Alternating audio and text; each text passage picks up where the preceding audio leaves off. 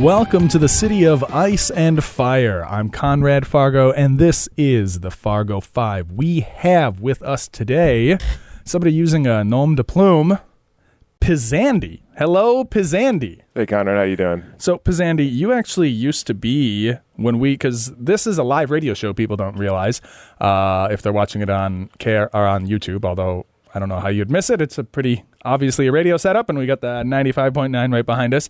Back when we were Candes. When was that? So I had a radio show on Candes in 2012 to 2013. Yeah. The Captain Musky's half-hour power hour. Okay. I'd spin the most obscure tracks you'd never heard of, and take a caller every now and again for a suggestion or a request. So back then you were Captain Musky. No, actually. No, I am not Captain Musky. Oh. I am one of Captain Musky's troops, I guess. I went by the moniker Scotty.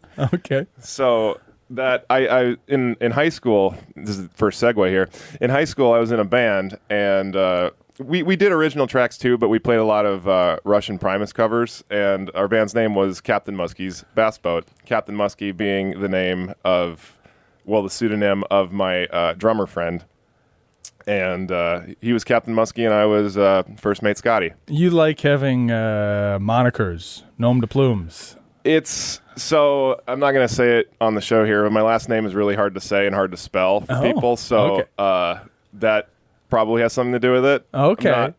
Sometimes it's just easier to give a fake name. You know what? My wife is Japanese, and she does the same thing. She just tells everyone her name is Amy. Easier to just, rather than trying to have them butcher it. Why complicate it Why sometimes? have them butcher it, right? So, PizzAndy is your Bitcoin, because you are from the Fargo Bitcoiners. That's correct. how you've become Fargo famous, and you're famous amongst all the Bitcoiners in Fargo. Is that where PizzAndy began, or where did the name PizzAndy come from? PizzAndy takes us back to 2018. I'm a lifelong pizza lover, thanks to my dad. And I was like, I think I might be eating a little bit too much pizza. So the way I was going to rein that in was to start a pizza blog where I review every single pizza I ate, which is a very time-consuming endeavor. Yeah. It's where's that blog at? Can you still find that today? The blog is under construction currently. It will be it's a 2025 project to get it back up. So these reviews were taking me like 3-4 hours to write. Yeah. Like they were on par with many of the papers I wrote back in school. Like they were detailed. I had sections involving the texture, quality, consistency, because sometimes I would review the same pizza twice. Was there an audience for this, or you were this is just a labor of love? It was one of those things that you just put out into the world and you see what sticks. A lot of my friends seem to really appreciate it. Okay. I have strong pizza opinions and pizza is a very personal subject to many people. Yeah, so I tried to be objective with it, while still giving my, my point of view and what I thought made for a good pizza. So we'll save this for the favorite segment, because pizza, I have very strong sentiments about pizza too. So we will save that. So 2018, but wait a minute now, you are a Bitcoiner. When did you get into correct. Bitcoin? Was that not before that, or it was shortly after? I'm a Bitcoiner, class of 2017. Okay. So I've known about Bitcoin. If you want to get into this, how we get into this? Yeah. So yeah. I've known about Bitcoin for a very long time, ever since the beginning. Oh, okay. 2010 was when I heard about it, and I told you the story before, and I know you like the story. So I found about Bitcoin through my friend Dylan Parker. Trumpet man Dylan Parker. His dad is a radio legend back in Bismarck. Okay. He would visit Rush forums and Rush the musical band. That's right. Excuse now me, I remember. Rush. See, Yes, I had forgotten. yep. You're like, I know you don't like the story. I don't remember. Tell it anyway. Many of the people who are into Rush have a very specific political bent. That's also true. And they were talking about Bitcoin, which was, brand new thing. Here's internet money. What's this? And he told me about it, and being in high school at the time, I didn't have any money. I didn't think about money that much. So I just kind of brushed it off and was like, yeah, whatever. So some time goes by. I don't think about it much. It kind of hits its first big wave, and then Silk Road gets shut down. And that's when I hear about it again. Yeah. So I'm hearing about it again. And then Silk Road, that's with Ross Ulbricht. That was with Ross Ulbricht, yes. Talking of political bents, that's President-elect Trump says he's going to pardon Ross Ulbricht. He better. So that's, yeah. So, I mean, this all goes kind of, it's all tied together even to today. It's all tied together. Yeah, yeah. Okay, so Silk Road, which was a online black market, where you could buy and sell anything other than within restrictions. Other than murder and poison, right? Like no, it was you could buy and sell CP. anything so long as it didn't harm another individual. There you go. Yeah. Very, very Rush politics there. Okay. And so that's where you had heard about it the second time, or where you decided to get serious about it? Nope. This is 2013 still. So I'm in college, still don't have any money, and it's just it's a thought that occurs, and it's like you hear something once, and it's like you put it out of mind. You hear it again, you're like, all right, something's here, and then after that, I have one very clear memory in 2014.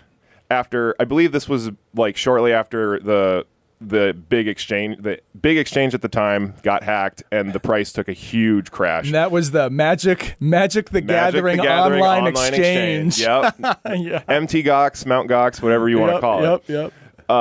And I have a very vivid memory of being at the Blarney Stone's bathroom in Bismarck, being like, Bitcoin. I don't have money for that. Not knowing you could buy less than one. Yeah. So that was my thought then, and then in 2015 I watched a documentary, which name I don't quite recall, and still didn't have any money, so I didn't bother with it much. But 2017 comes around, I'm done with school, I have money to spend, I got money to burn, I got money to throw at things, so that's when I started getting serious about Bitcoin. Wow. Okay. And so you got into it. You had already been hearing about it. Where did you purchase your very first Bitcoin at? Like, what was that process? My very first Bitcoin, like many, was on Coinbase. Okay. When they offered... And what's Coinbase? They're like... Coinbase, I don't know if they're the largest exchange in the country. They're probably the most well-known exchange in the U.S. They're a publicly traded company now, which is kind of weird to think about. But at the time, you could buy 3 things on Coinbase. You could buy Bitcoin, you could buy Litecoin, and you can buy Ethereum. And that was it. Okay. And now you can buy them all. You can buy anything you would want, and you shouldn't want them, but we can get into that later. So you buy your very first Bitcoin, that's 2017. 2017. When do you start doing the meetups? Because this is, I think that's your name to fame. A lot of people have Bitcoin. A lot of people have Bitcoin. But you... PizzAndy are like the Fargo Bitcoiners guy. Like, how did that come to be? Where did that idea come from? Didn't happen overnight. So 2017, once I moved, I went to school here. I went to school at NDSU. I grew up in North Dakota. North Dakota is my home. Yeah. 2017, I left the state. I was living in Idaho. I was living in Boise, Idaho, beautiful city, doing industrial 3D printing.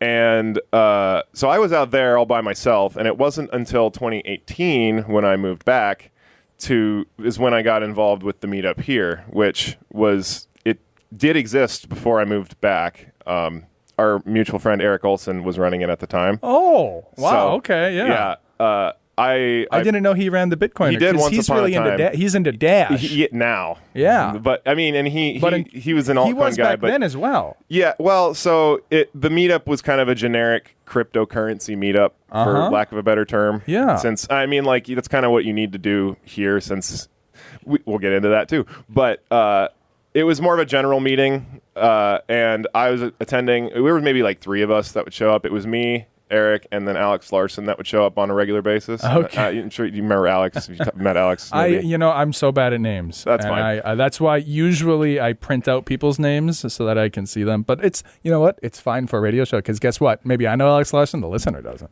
So it's just good point. It's just 3. So the fact that I don't remember anyone's name and never leave the house doesn't hurt, because then you got to tell me everything. Now, the next segment we're going to talk about is Fargo Fun. And so that's going to be the Bitcoin event you have coming up. So I don't want you to spoil that at all. So I don't want to know what's going on in those meetups today. But I'd like to know more about just the beginnings where you're showing up and it's like most networking things. So do you do any other networking stuff at all? I haven't yet. I've been meaning to go to Emerging Prairie, and I heard about A Million Cups once upon a time, and I just hadn't gone into it yet. Well, and like A Million Cups and those things, they're huge. I mean, those are huge. Yeah. But there is a whole underground in this city, and most people don't know about it, but I'm a huge advocate of it, of like just intentional networking. And sometimes you show up and it is just... Hey, I just like going places and talking about unique subjects with different people. That's what I'm into. Well, and that's you. I think you'd love the networking community. The thing with the networking community in town is you usually have to have something to sell. Some kind of I got ideas. Pitch. I got ideas to sell. I got words to sell. Give me some money. I'll make something from it. Well, and so it does remind this Bitcoin meetup that you were attending, where it's just these three people. That's fine. And so, but how did you end up taking? Because you are like the guy now, right? I am the guy now. Because Eric, he's gone. He left Alex to New left. Hampshire. Alex isn't here anymore. Yep. And did you grow it before then, or it petered for a while? It's kind of just now being re-resurrected. Truly, like we're still early in its resurrection, and I kind of want to see it become something more than it was. Because at the time, it was three friends who were hanging out, drinking beer once in a while, just talking about what's going on news-wise in the Bitcoin and greater cryptocurrency space. But it can be so much more. Like it can be a greater networking meeting. And I had started attending after the 2017 crash. So as I understood it, shortly before I arrived, there were a lot more people showing up being interested just because of price action. And I'm kind of thinking that can happen again here shortly. But the important part is you're talking about interesting things with interesting people. So this is the only thing going on in Fargo, basically? I mean, what's at its... So since you've kind of been in control of it in 2018 then? 2019? I took control... It would have been post-COVID. Yeah.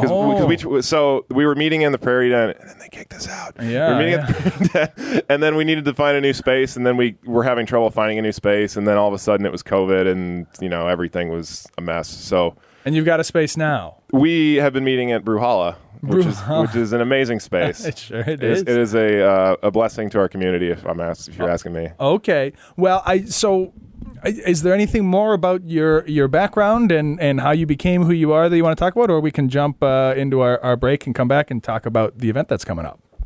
It's up to you, however you want to go. No, that's just fine. I feel like there was a couple things where you're like, well, we'll talk about that coming up, and I don't want to, because what's going to happen is I'm going to listen back to it. I'm going to be like, oh, we never talked about that.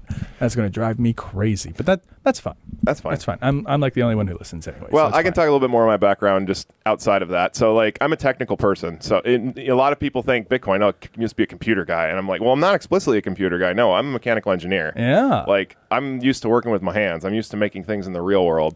But Bitcoin's for everybody. So you feel like it is. I think it is. I know it is. It's for everybody. It's for people you like, it's for people you hate, it's for your mother-in-law, it's for your children. It's for everybody. Okay. Yeah. I mean, but it's it's not like an engineer isn't also a tech.